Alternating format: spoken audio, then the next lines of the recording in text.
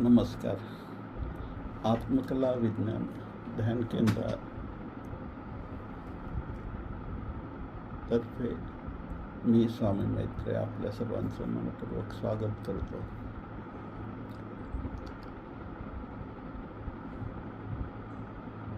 एका दोह्यावर आपण थोडक्यात बोलण्याचा प्रयत्न करू. वेळ अभावी टाळलेस बघ ध्यानाचे तू धन. वेळ अभावी टाळलेस बघ ध्यानाचे तू धन. एक एक क्षण म्हणता म्हणता सरले तव जीवन. मैत्रेय सरले तव जीवन.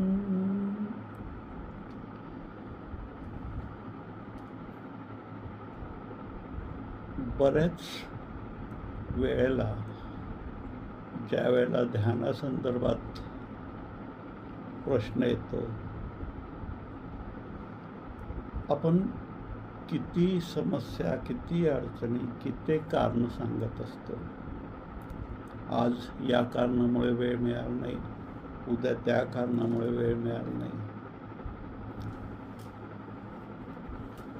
प्रत्येक वेळेला आपल्याकडे ते टाळण्याचं काही ना काही कारण असतं. खास करून ज्या आपल्या जीवनासाठी महत्त्वपूर्ण गोष्टी आहेत, जे किमती आहेत, जे मूल्यवान आहेत, जे सार्थक आहे, त्यासाठी आपण फारसा वेळ देत नाही. पण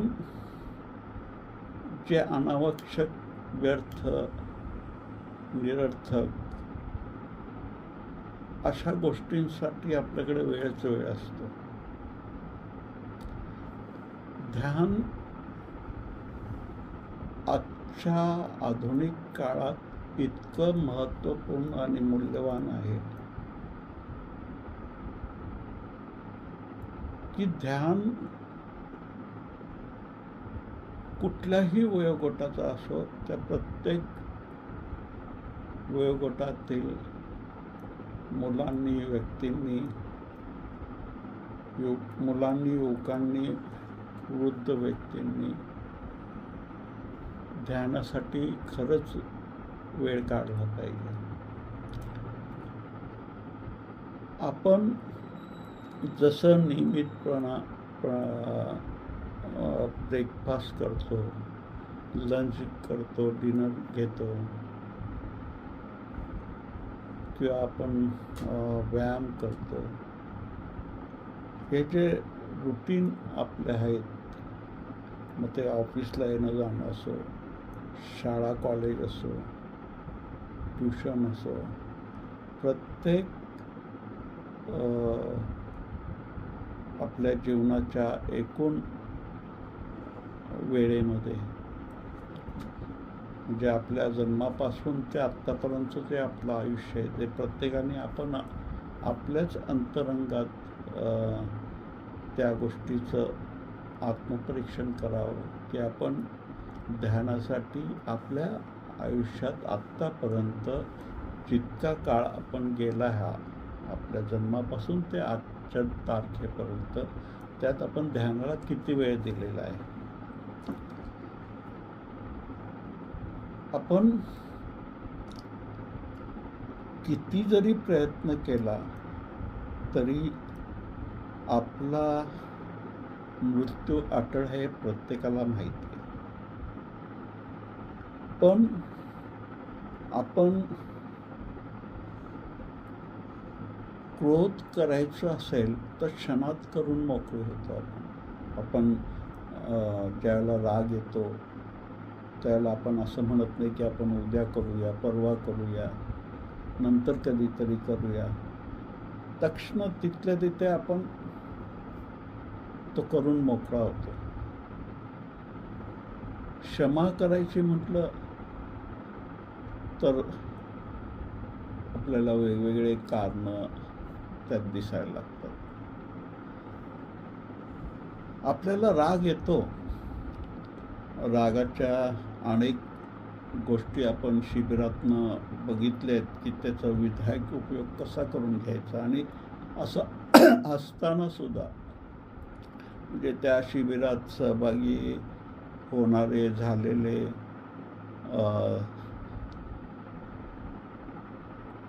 साधक सदस्यसुद्धा काही वेळेला या चक्रव्यूहात अडकत असतात.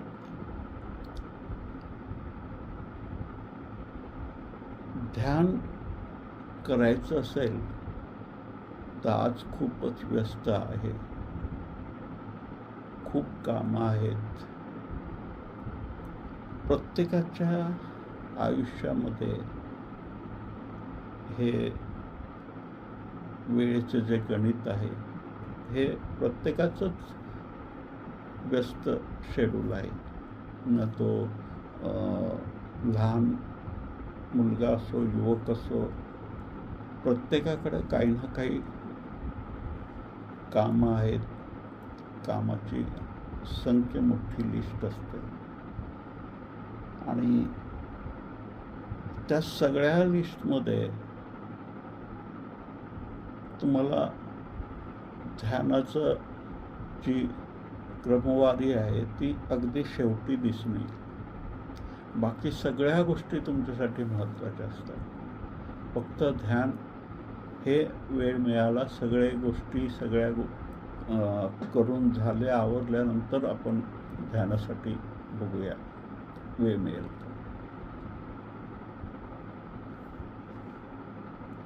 क्रोध जेव्हा जेव्हा येतो आपण तक्षण करून मोकळे होतो. त्यावेळेला अजिबात मनात शंका कुशंका विचार काहीच गोष्टी तुम्हाला अडसर ठरत नाहीत. तुम्ही सरळ करून मोकळा. नंतर तुम्ही पश्चाताप करा, नंतर तुम्ही क्षमा मागा, माफी मागा, हे सगळे तुमच्या अहंकाराचाच एक भाग होतो. पण आपलं आयुष्य किती थोडं आहे. आज आपण आहोत, पुढच्या क्षणी आपण असणार का नाही कोणालाच माहीत नाही. एक क्षणात सगळं नष्ट होऊ शकतं. मग या आपल्या आयुष्याच्या, आपल्या देहाचं, आपल्या जीवनाचं मूल्य जाणून, जसं आपल्या शरीराला आपण भोजन देतो तसं आपल्या आत्म्याचं पण भोजन जे ध्यान आहे ते देणं त्याला गरजेचं आहे.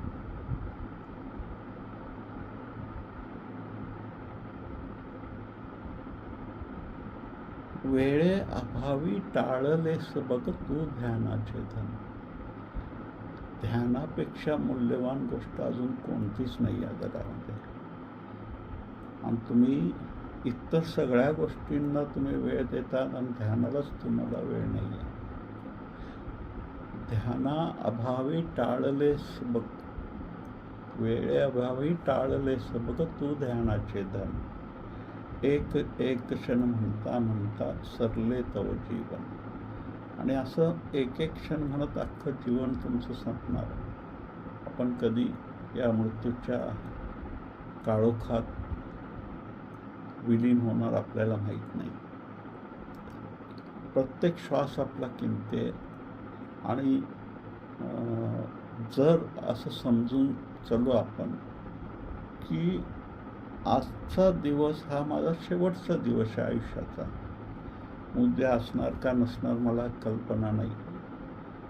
मग आजच्या दिवसात ज्या कोणत्या महत्त्वपूर्ण गोष्टी आपल्याला करायच्या आहेत त्या करण्यासाठी आपण खरंच प्रयत्न केला पाहिजे. मग समजा मला कल्पना आहे, मला जाणीव आहे की आज एकच दिवस आहे माझ्याकडे माझ्या आयुष्याचा, तर मी क्रोध करू शकतो का? किंवा मी कोणाच्याबद्दल माझ्या मनात द्वेष बाळगू शकतो का? किंवा मी ध्यान उद्यावर ढकलू शकतो का? नाही. जर मला माहिती आहे की आज शेवटचा दिवस आहे, तर आज जितकं चांगलं जे करता येईल माझ्याकडनं माझ्या राहिलेल्या क्षणांमध्ये तेवढं करण्याचा मी प्रयत्न करेन.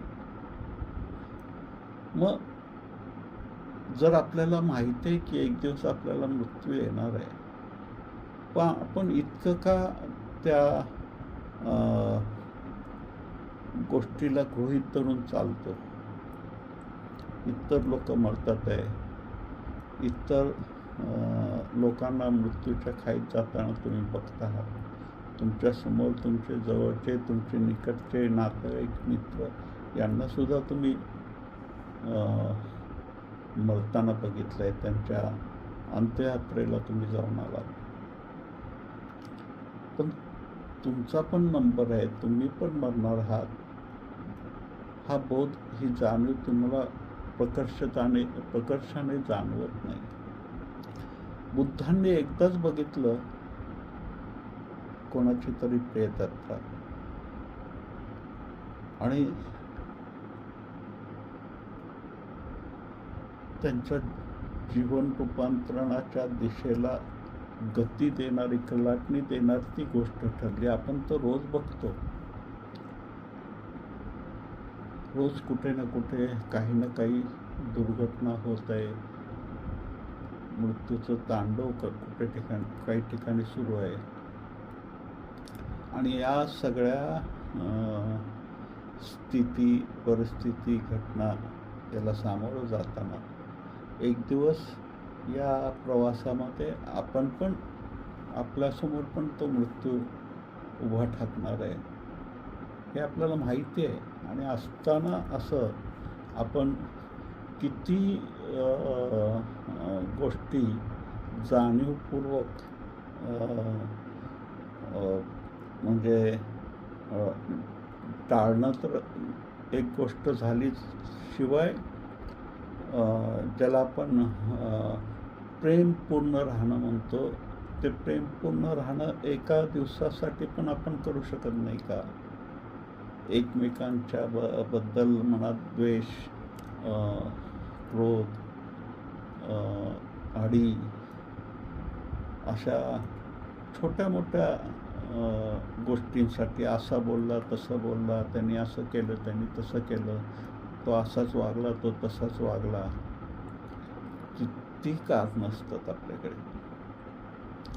आपल्याला जर कल्पना आहे की आपला हा शेवटचाच दिवस आहे जीवनाचा, उद्या आपण नाही आहोत या धर्तीवर, या पृथ्वीवर, या शरीरामध्ये, तर तुम्ही एवढ्या सहजासहजी या गोष्टी अशाच चालू ठेवू शकाल का?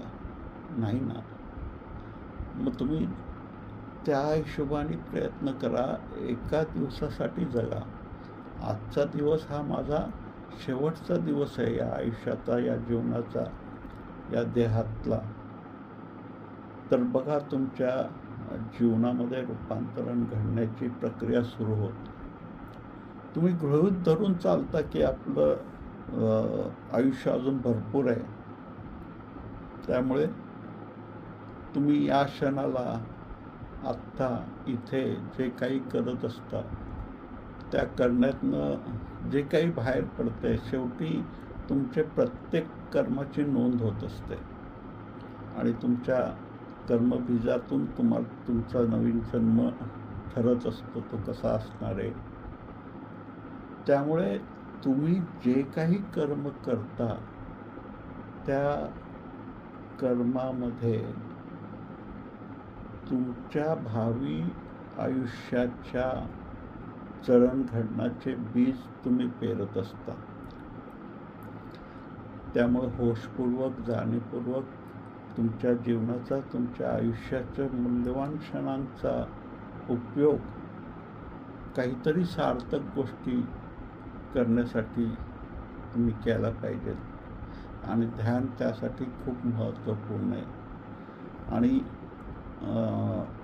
असं समजू नका की अजून भरपूर आयुष्य आहे आपल्याला, आपण निवांत पुन्हा जसं सवड मिळेल, वेळ मिळेल, त्या हिशोबाने आपण ह्या सगळ्या गोष्टी करू.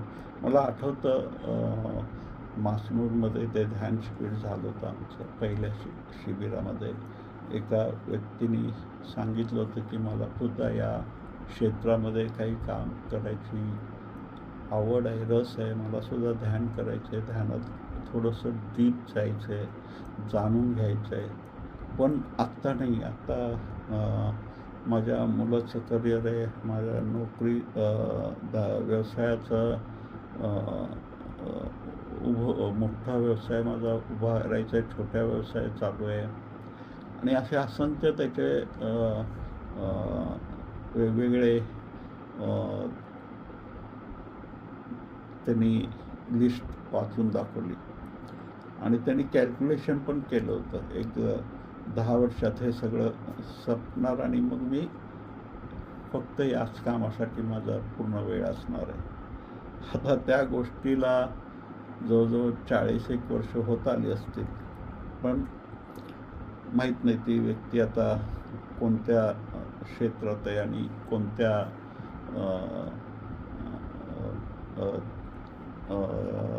वेळ त्यांचा कोणत्या कारणासाठी ते आता खर्च करत असतील.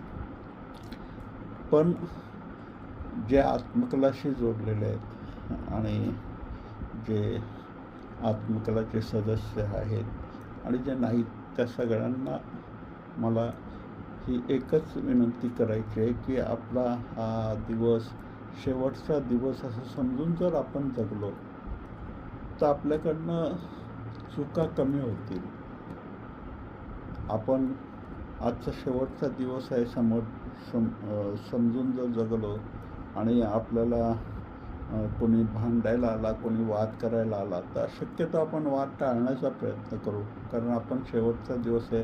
जाताना कोणाच्या मनात आपल्याबद्दल द्वेष भावना, राग, क्रोध कशासाठी ठेवायचा.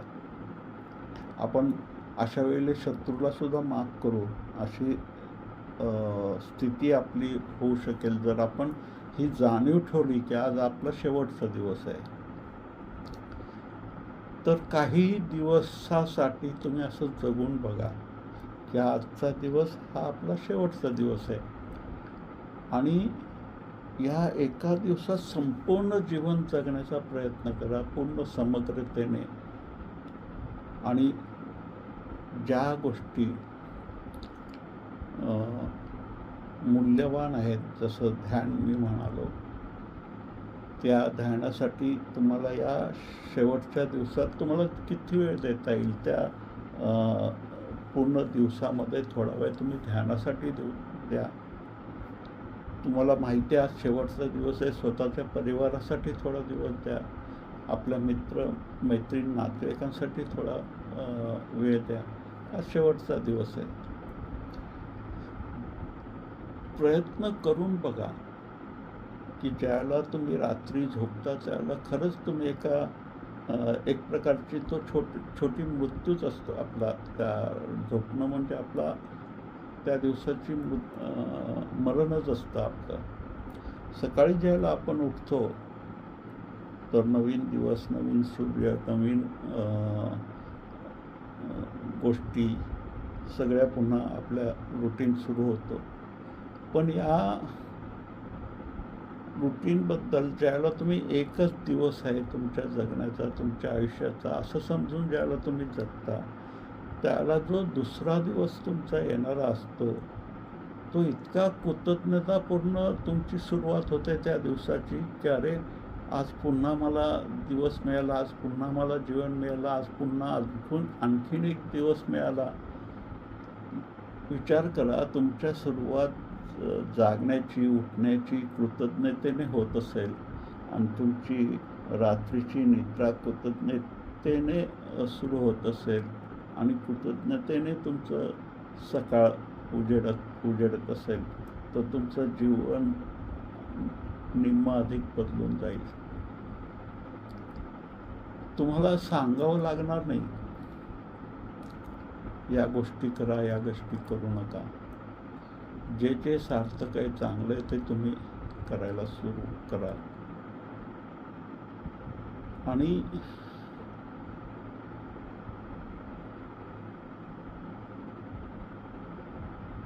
असं होऊ नये की सत्य तुमच्या दरवाजावर आलेलं आहे आणि तुम्ही दरवाजा उघडायलाच तयार नाही. तुम्ही त्या वास्तविक जीवनाचं स्वागतच करत नाही. ईश्वर तुमच्या दारावर ठकठक करतोय तुम्हाला भेटण्यासाठी आणि तुम्ही इतर कामात गुंगा. तुम्ही तुमच्या स्वप्नात, तुमच्या विचारामध्ये किंवा ज्या ईश्वराचं नाव तुम्ही घेता तर त्या नामात तुम्ही गरकात आणि तो ईश्वर स्वतः तुम्हाला दरवाजा खटखटून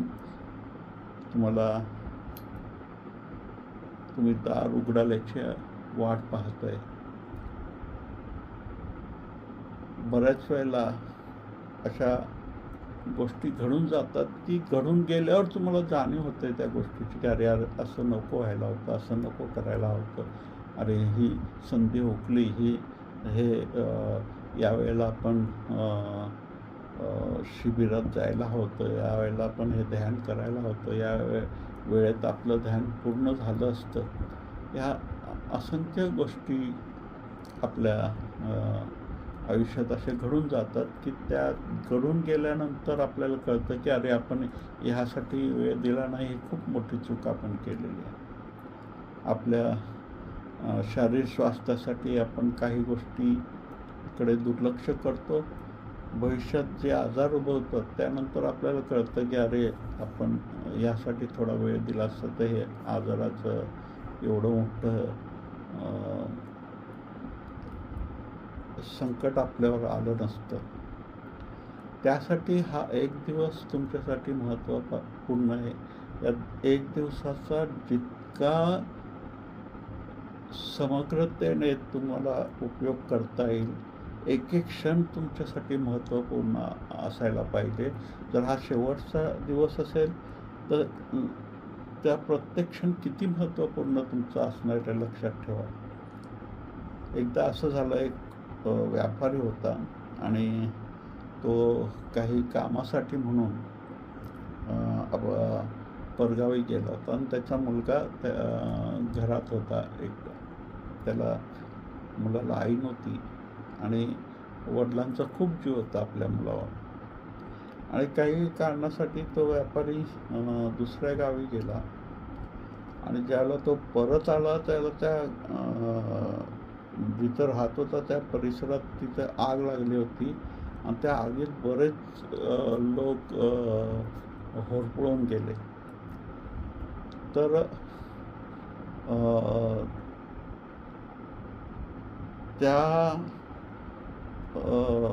ती आग बघून ते सगळं आजूबाजूला रडारडी चालू होती. बरेच लोकांचे प्राण त्यात हरपले होते, लोक रडत होते. तो त्याच्या घराकडे बघितलं, ते घर पूर्ण जळून खाक झालं होतं. त्याला वाटलं की त्याचा मुलगा पण त्या आगीत जळून गेला. मुलगा जळाला नव्हता, आग लागली तर ते मुलगा बाहेर आला होता, पण त्या बाहेरच्या गर्दीत त्याला त्या मुलाचं दिसलं नाही. मुलगा सुरक्षित स्थानी होता. पण तो दुसऱ्याच कोणाच्या तरी मुलाला जळलेलं ते हे बघून खूप त्राहिमाम रडू लागला, त्रागा करू लागला आणि त्यांनी दुसऱ्याच कोणाच्या तरी ह्याला अंतिम संस्कार करून टाकला स्वतःचा मुलगा समजून. आणि काही ती पुन्हा त्या सगळं जळाल्याचं पुन्हा नवीन तात्पुरतं बांधकाम करून देण्यासाठी त्या राज्याचे जे राजा होता तो त्या राज्याचा, त्यांनी तिथल्या जळालेल्या घरांसाठी स्वतःच्या तिजोरीतनं काही धन उपलब्ध करून दिलं ती घर बांधण्यासाठी. तोपर्यंत जे सगळे बेघर झाले होते त्यांच्यासाठी एक आवास त्यांनी तयार केला, त्यांना राहण्यासाठी, त्यांच्या भोजनासाठी वगैरे. आणि व्यापाऱ्याने विचार केला, आता हे सगळं बांधून होणार तोपर्यंत किती काळ जाणार तोपर्यंत आपण तीर्थयात्रेला जाऊन येऊ. आता त्याचा मुलगा जिवंत हे त्याला माहीतच नाही आहे. तो दुसऱ्याच कोणत्या तरी मुलाचा अंतिम संस्कार करून आला आहे. तो गेला. म्हटलं हे घर बनवूस तर आपण जाऊया, तीर्थयात्रा करूया, थोडं मनाला शांती मिळेल, मुलाचं दुःख, ते दुःख हे विसरण्यासाठी तो जाऊन आला. ज्यावेळेला तो आला त्यावेळेला ते पूर्ण बांधून झालं होतं. त्याचं घरं प्रत्येकाला त्यांच्या ओळख वगैरे दाखवून त्यांना त्यांच्या ताब्यात ते घरं देण्यात आली. आणि तो घरी गेला. रात्र झाली तो झोपला पण. आणि रात्री उशिरा त्याचा मुलगा घरी आला. कारण ते सगळं आवाजमधले एक एक लोकांचे प्रत्येकाचं त्या ओळखीनुसार त्यांच्या घरात त्यांचं स्थलांतर करण्यात आलं. कारण जे सुरक्षेसाठी जे आवाज बनवले होते ते एका ठिकाणी नव्हते, असे अंतरावर होते, बरेच लांब होते. त्याचं होतं ते नदीच्या पलीकडेचं होतं. त्यामुळे इकडच्या नदीच्या अलीकडच्या सगळ्या लोकांचं ते झालं होतं. मग काही इकडचे लोक तिकडे गेले होते, त्यांना पुन्हा त्या मूळच ठिकाणी आणण्यासाठी तो उशीर झाला. मग रात्री ज्यावेळेला तो मुलाला कळलं ते आपलं हे घर आहे, आता तो कडी वाजवत होता.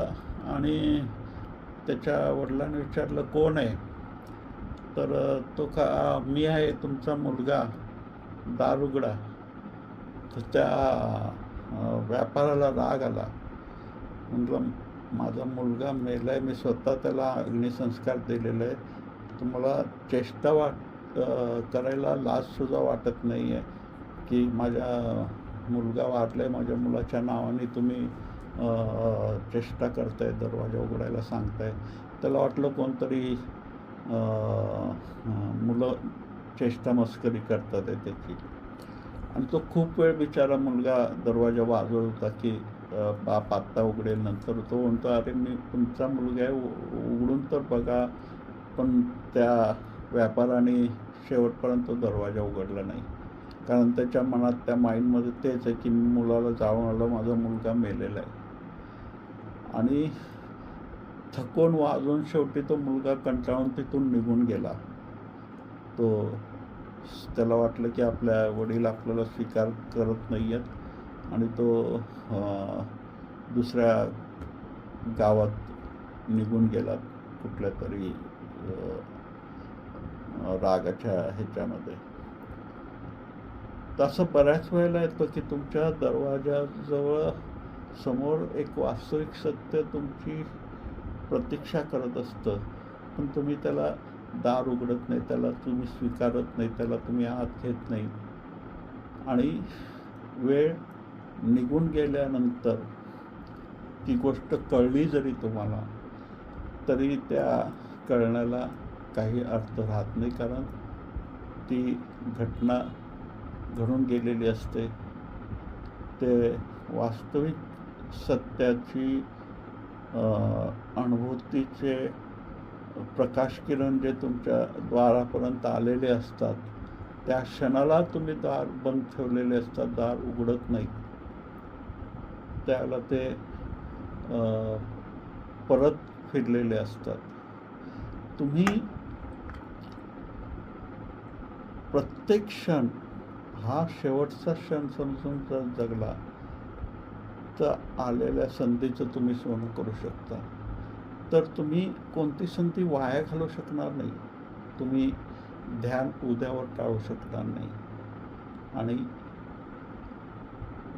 एकच दिवस आजचा असं समजून तुम्ही जगला तर या ध्यानाचं तर तुम्ही लाभ घ्यालच. तुमच्या जे काही क्षण असतील दिवसभराच्या 24 तासाला 20 मिनटं, अर्धा तास तरी तुम्ही ध्यानाला द्यालच.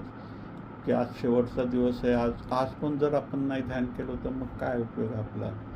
मग ह्या गोष्टीचा तुमचा फायदा होणारच आहे, शिवाय इतर गोष्टीत पण तुमचं फरक पडणार आहे. तुमचे नातेसंबंध सुधारायला लागतील. तुमच्या मित्रपरिवारातले दुरावे, भांडणे, तंटे, रुसवाफुगवी, अ,